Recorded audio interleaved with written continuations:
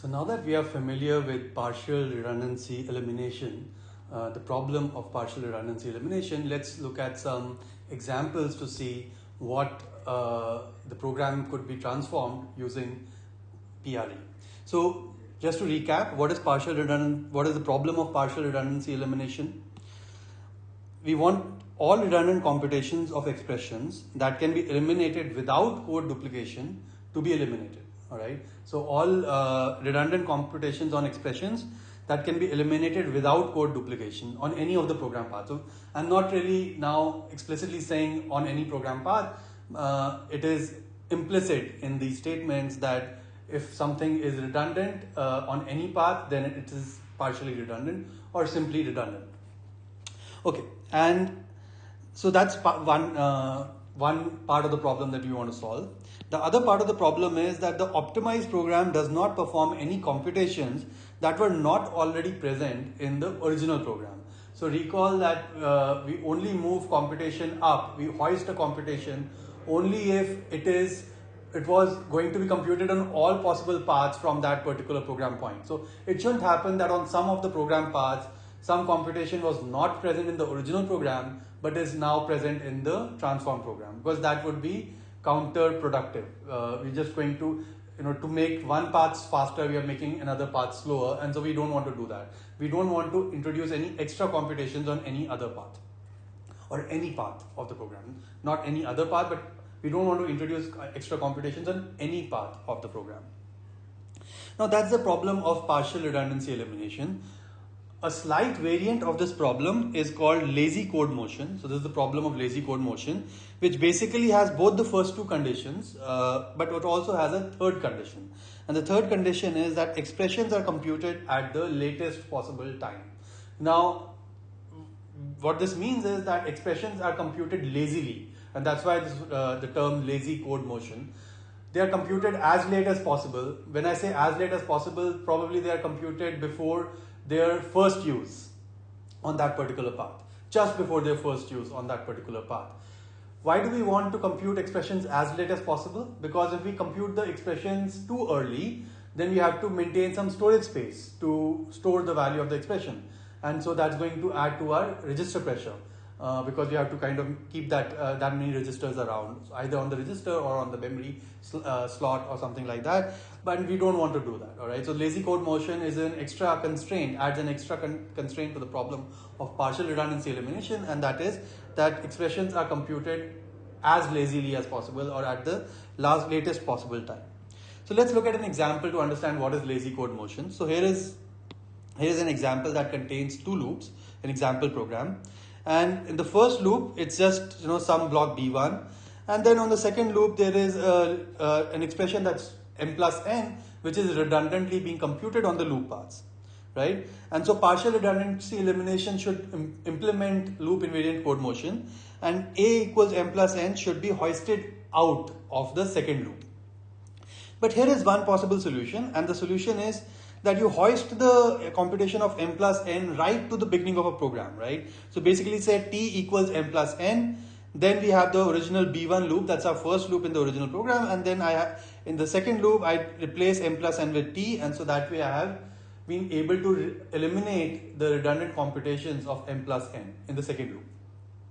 But this is not while this eliminates all partial redundancy, it is not a valid solution to our lazy code motion problem. So it's a valid solution to the partial redundancy elimination problem, but not a valid solution to the lazy code motion problem, because we are basically having to maintain the value t across the entire duration of the loop b1, even though it was not even used in the loop b1. And so that's just going to eat up one extra register for us, and we don't want to do that. And that's why this whole extra constraint of compute as lazily as possible or at the latest possible time. And so this third solution here is the acceptable solution under the lazy code motion problem. Here I compute m plus n after b1 but before the second loop. All right, so after this first loop and before the second loop, and this way I'm both eliminating partial redundancies and I'm computing the expression at the latest possible time. All right, so to recap, we make a distinction between full redundancy and partial redundancy. if I am computing some expression e, let's say m plus n at some location, and I'm storing it in x, then I may have multiple program paths that are coming at this into this program point. Now e is fully redundant at this particular program point if it is available on all incoming paths, and that is something that is captured using the available expressions analysis that we use for common subexpression elimination. E is partially redundant if it is available on some but not all incoming paths. So maybe E is available on one of the paths and not on other, or maybe it's available on some subset of the incoming paths and not some other subset of the incoming paths. So for example, in this example, if let's say A equals E is present on one of the paths or on some of the paths, but it's not present on the some of the other paths, then E is partially redundant at this program point S. Now our goal in the algorithm of partial redundancy elimination and lazy code motion is that we want to place additional copies of E in the control flow graph so that it becomes fully redundant at S. So we want to put extra copies, for example, on this path of the computation of E such that it becomes fully redundant on S. And when it becomes fully redundant at S, then it can be eliminated, right? So if I cannot eliminate the computation of E at this point if it is partially redundant, because on some of the paths it's not even available. So what I do is I place extra copies of E on those paths where it is not available so that it becomes fully redundant at S. And once it becomes fully redundant at S, then I can eliminate the computation of E and replace it by the stored value, let's say T here. So I can say x equals T if T is where the computation is available on all paths. So for example, in this particular example, I would say, on this particular path, E was already available. I just ensure that it's available in a particular temporary variable called T, and then I use A equals T. And then on the other path, I just say T equals E. So I create an extra copy. The moment I create an extra copy of E on this path, E becomes fully redundant at S. And so at S, I can just replace E with T. Right? So this is the point S. Okay, so this is the kind of transformation that I am going to do in my lazy code motion algorithm. So I'm going to talk about some examples to further understand what is the problem of lazy code motion. We're not going to discuss the algorithm in this module, we'll do that in the next module, but in this module we are at least going to look at all the particular examples to understand what transformations are required for what kind of program. So here is an example. Here we have A equals B plus C, then there are multiple paths, and then I have D equals B plus C. Now at this particular point, B plus C is fully redundant because it's available on all incoming paths. And so this is very similar to our available expressions, but recall that partial redundancy elimination and lazy code motion subsume common subexpression elimination. And so just like common subexpression elimination, our lazy code motion algorithm should also make this transformation. It should compute B plus C into a temporary variable T, replace all occurrences of B plus C with T. So A equals T, D equals T. Alright, so this is what would happen in this particular example. This is what should happen in this particular example for lazy code motion. Now let's change that example a little bit. Let's say on one of the paths I am updating the value of B. Now at this particular point, B plus C is only partially redundant. It is not fully redundant. Because on this particular path, it is not redundant because I actually need to recompute B plus C. But on this particular path, B plus C is redundant because I already have B plus C computed in the variable A. So I could have, on this particular path, I could have replaced D equals B plus C with D equals A. But on this particular path, I cannot do that. And so I need to recompute it. So the lazy code motion algorithm should transform ideally the program like this. Recall that we want to place extra copies of B plus C so that it becomes fully redundant at this point, while the places where it is added, it is not redundant, right? So this is what should happen. Recall that we are not allowed to duplicate code, but we are allowed to add extra basic blocks. And so I just add an extra basic block here on this particular path where it was not redundant, where it had to be recomputed, and I recompute on that particular path. On this particular path, it was redundant, and so I don't recompute it, and I just say D equals T, right? So I replace a equals b plus c with t equals b plus c and a equals t. On this particular path, I just said d equals t. On this particular path, I say t equals b plus c, and then the same statement d equals t can be reused for that. So this is the transformation for this particular example that is expected from lazy code motion. Now let's change the example a little bit. Let's say that I have a equals b plus c on one of the paths, and in the other path I have b equals 7 and then f equals b plus c, and on the join point I have d equals b plus c. Now again I'm looking at this particular location and I'm saying, is b plus c available on all program paths? Well, on this particular program path it's available in variable a. On this particular program path it's available in variable f. So how do I solve that problem? Well, this is something that we have been doing all along anyway. We just introduce a new variable and we don't worry about copies because we assume that copies are going to be taken care of later on by copy propagation. And so we just introduce t equals b plus c, and here we say a equals t. Similarly, here we introduce t equals b plus c and we say f equals t, and here we say d equals t. And so this way we have eliminated redundancy at this particular program point. Notice that in the original program there was redundancy on all program paths. So b plus c was actually fully redundant, but only problem was that it was available in different registers on different paths. We are able to solve this problem by introducing a new temporary variable t, and using that we were able to eliminate redundancy on all the paths. Okay, now let's take another example. Here b plus c is available on only one of the paths. It's not available on the other path. And so how do we deal with this? Well, this is something that we have sort of seen in one of the previous examples as well. We say t equals b plus c, a equals t, and on this particular path we add a basic block and say t equals b plus c. It is not necessary here to add a basic block. We could have also added t equals b plus c to the previous basic block at the end of it. We are anyway going to do such, we can do these kind of coalescing of basic blocks later on. It's just easy to think about it as an addition of a basic block and adding addition of which computes the expression of interest, in this case b plus c. Now let's look at this particular example. Here there are multiple program paths, so let's look at this program point. And so there are at least three paths that are reaching this program point. Similarly, if I look at this program point, there are two paths that are reaching this program point. And a plus b is being redundantly computed on some of those paths. So for example, on this particular program path, a plus b is redundantly computed. It is actually being computed thrice on this program path, so it is being redundantly computed twice. So the second and third time it really didn't have to be computed. But on this particular program path, I need to have a equals b. Similarly, on this particular path, I need to have a equals b.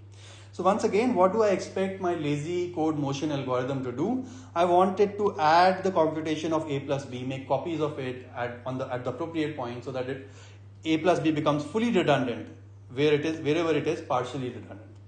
And so for that, all I will do is I will add computations of a plus b on this path and this path, and I'm going to do my usual introduction of a temporary variable t and say t equals a plus b, x equals t.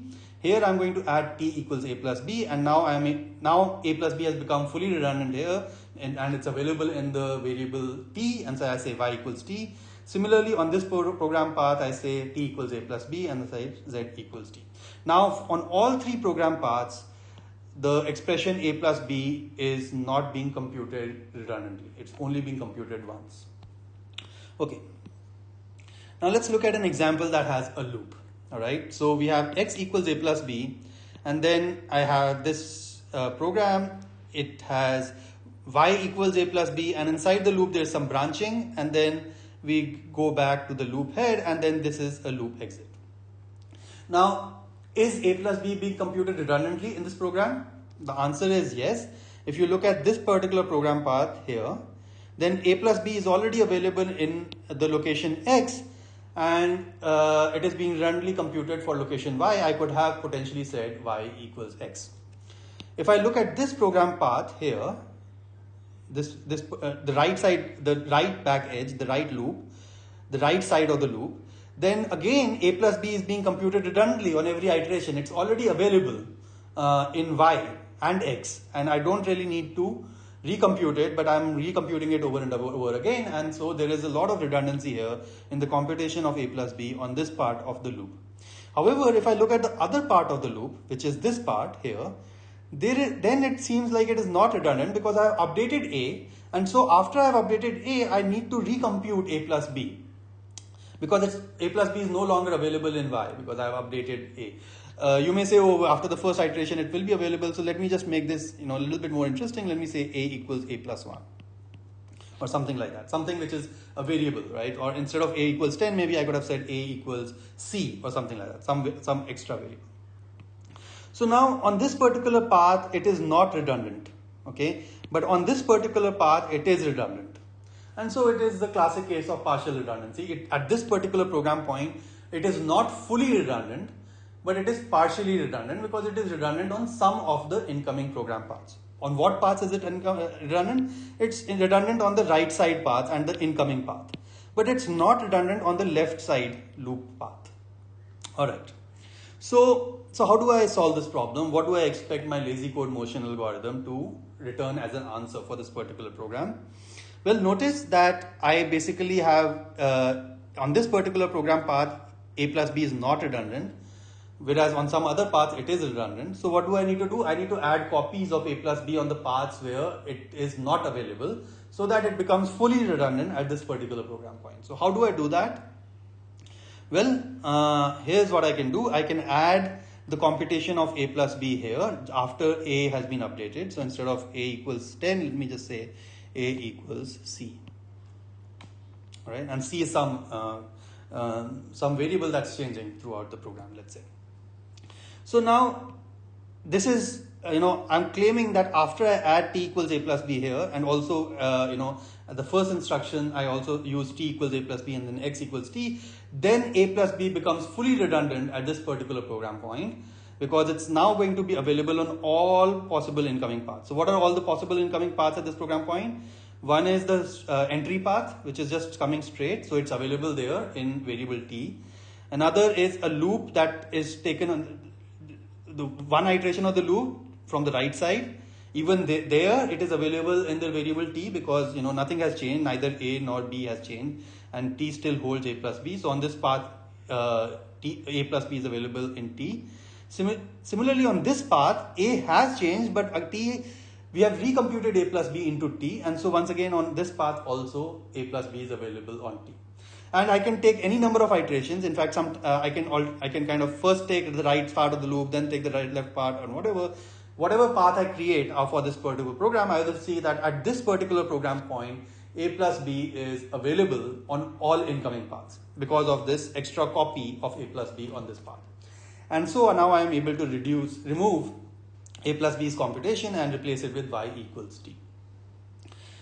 So the other thing I need to check here is that I haven't added the computation of a plus b on a path where it was not already present.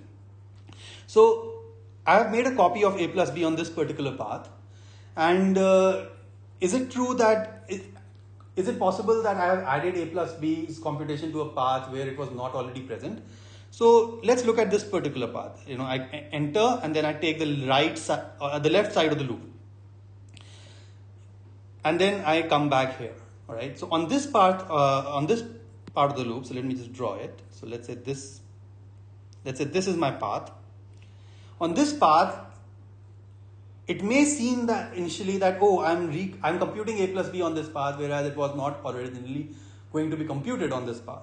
But the fact is that it would have been computed. It would have been computed here, right? So I haven't really, because when I say a program path, I mean a program path that goes through the program and then goes all the way to the exit, right? So there are so many different program paths that are possible for all that go from the start of the program to the end of the program. And so one of the program paths may be, let's say, this one, right? And if you see, this program path already had an a plus b computation, right? In the original program, the program path would have been this one. And here there is a computation of a plus b after a equals c. And even here there's a computation. So here there is a computation of a plus b after a equals c, because on this path I just assign a equals c and then I recompute a plus b. And that computation is still present on this particular program path. I haven't really introduced an extra computation on this path. In fact, one can prove that in this transformation, I haven't really added the computation of a plus b on any path where it was not already being computed. And so I'm also satisfying my second condition. So I've been able to remove the redundancy on all paths for a plus b, and I'm also ensuring that I have not introduced an extra computation in the program that was not already present in the original program on any path. Alright, now let's look at another example, and let's say this is a loop which says a equals b plus c and then b equals read, where read is supposed to be some random value that gets assigned to b. Now, is b plus c being computed redundantly? Well, is it available on any program path here? It's not available on the initial program path that's coming from the outside entry of the program. It's not available. B plus c is not available.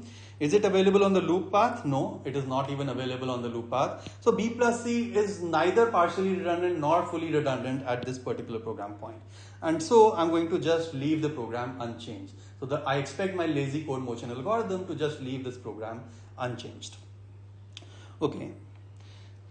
Let's take another example. Let's say I have a loop, let's say A equals B plus C, and then I basically compute, going around the loop. Now here it seems that B plus C is actually redundant on the loop path, because in the first iteration I would have computed B plus C, and then when I come into the second iteration, I'm again recomputing B plus C, even though B plus C is already available in the variable A. So what do I expect my lazy code motion algorithm to do? Well, one response is that why don't we do loop invariant code motion, because B plus C are loop invariant. Notice that in the previous example that I had on the previous slide, B plus C were not loop invariant because I had B equals read. But here B plus C are loop invariant, so I could move A equals B plus C outside the loop, and so that would potentially eliminate redundancy. However, that would also violate our second condition of the problem, which is that I shouldn't introduce an extra computation on any of the paths. So what's the problem? On this particular path, here, B plus C is not even getting computed, right? So the path that comes from the entry and then goes all the way to exit, B plus C is not even getting computed. However, if I hoist B plus C here, if I put B plus C here, then that would be wrong, because now I'm adding extra computations on some of the paths where they were not already present in the original program. Now in this particular example, it seems like the second constraint is kind of holding us back. In this program, I'll probably be recomputing B plus C millions of times if the loop iterates millions of times, and it would be such a nice optimization if I could have just hoisted B plus C above the loop, and that way I would have only computed it once. But just because of one particular path that is not even going to be executed most of the time, B plus C was never computed on this path in the original program, but now it is being computed in the new program, in the transform program. I'm being disallowed from doing so. But we are not going to allow this to happen. All right. So even though this looks very attractive, very tempting to basically hoist B plus C above the loop, we are not going to allow our algorithm to do that. And there are a couple of reasons for that. One is, of course, that this particular path has become slower. But then there is a more involved reason. And the involved reason is that B plus C is computation. And so recall that when I use the operator plus, I'm just using it as a placeholder for some operator. And it is possible that this computation could have resulted in an exception, in an error. And so if the program was not going to even go compute it in the original program, then if I hoist the computation above, then the original program would have a different behavior from the new program. The original program would have not had any error, but the new program would now have the error. And so that is not acceptable. And so we have the second rule in our second requirement of our problem, and we want to strictly obey it. And so what we expect our lazy code motion algorithm to do is it's not going to change this program at all. It's not going to hoist A equals B plus C above the loop, because that's going to add computation that was not already present in the original program on some of the paths.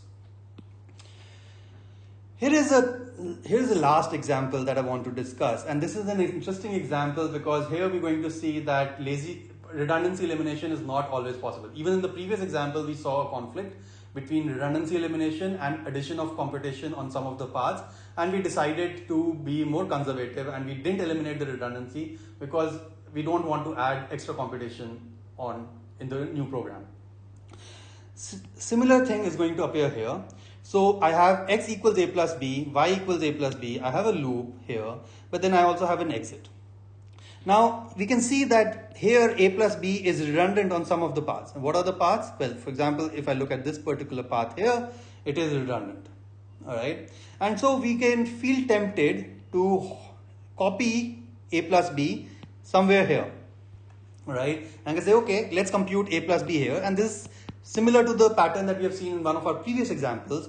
And then when I compute a plus b here, then a plus b would likely become fully redundant here. I can replace it with y equals t. But there is a problem with that. If I put a plus b here, then let's look at this particular path here. This path. Now on this path, a plus b was not computed after a was set to 10, right, in the original program.